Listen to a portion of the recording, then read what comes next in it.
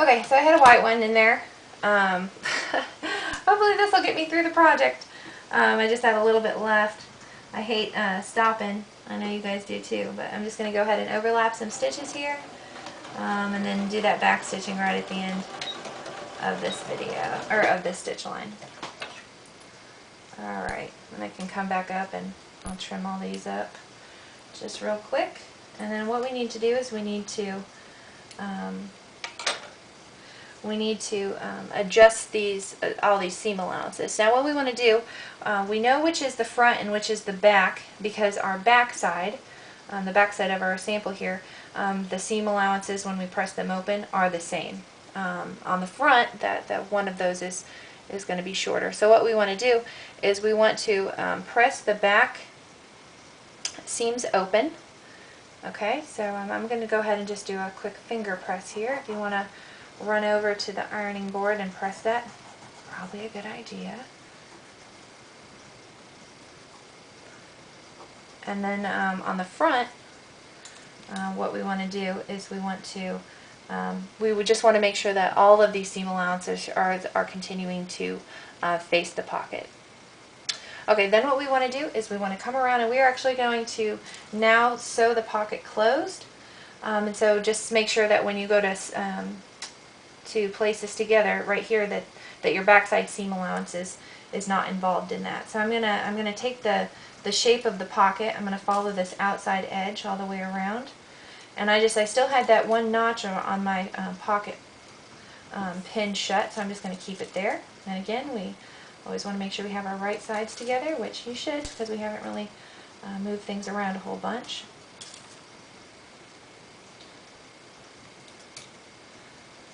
I think when I cut this out double layered, I did have some slight movement when I cut, so just around this outside edge my edges aren't matching up perfect, so I'm going to use the inner edge as my guide when I stitch 5/8 inch all the way around this. So pinning this all the way around, and what I want to do is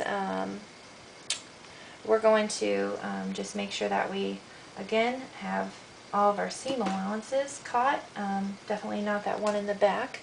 And then what we want to do is we want to start along this stitch line when we go to stitch it, the one that we had just sewn at the 5/8 inch seam allowance all the way up and down. And we want to use this 5/8 inch as a guide, and we want to back stitch as we go. So we're going to kind of start right here along this seam line, and I'm using my raw edge of my pocket as a guide for my 5/8 inch. So I'm just going to go ahead and do a quick back stitch there, making sure not to extend beyond that seam line that we did. And what I'm going to do is I'm just gently and slowly going around this corner of the outside edge of the pocket now, and I'm just using 5/8 inch seam allowance, looking at both my throat plate and my bobbin 5/8 inch markings as a guide.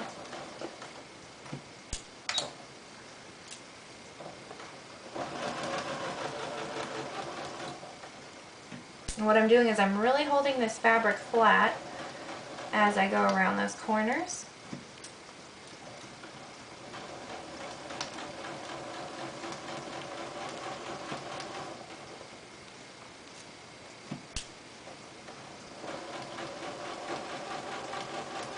Because there's a lot of, and if you want to go ahead and draw this in, it might not be a bad idea, just because it is quite scoopy.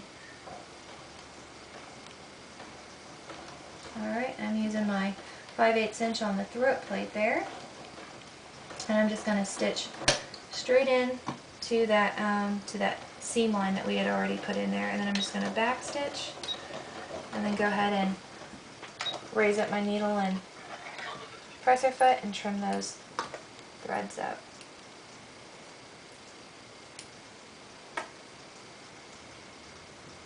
Okay, we just closed up our pocket. Woo!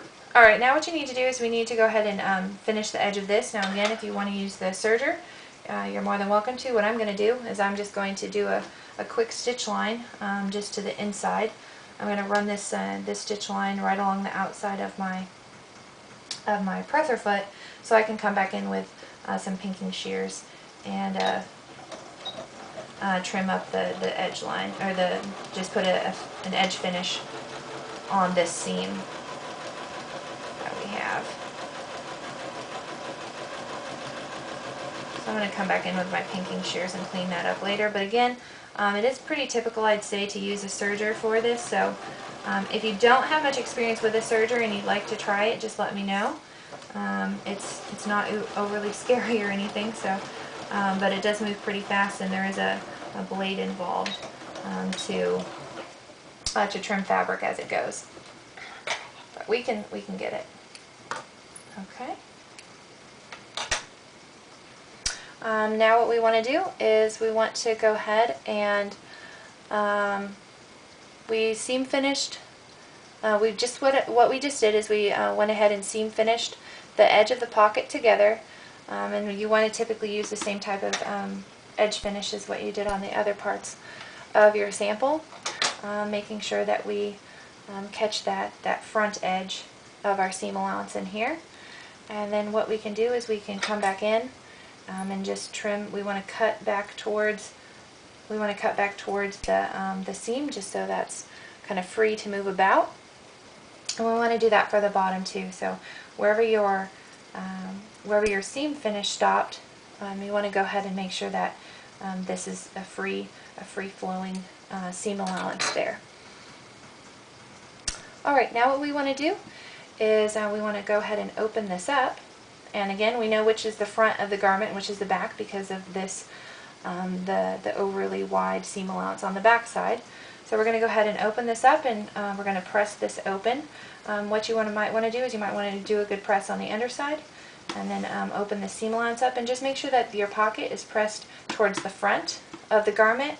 And then you're going to come to the front side here and just take open that basting stitch that we had put in place. If you look, you might be able to see it. If you want to, you can come back in and just take it out on the back side. It might be easier for you to see there. I think that's what I might do, is go ahead and just take out the basting stitch on this back side, and then go ahead and press everything open. But what will happen is that then you'll be able to actually access your pocket and put your hand in and get your keys, because that's what we put in our pockets. Okay, so just make sure that you label this as inseam pocket and put this in your binder.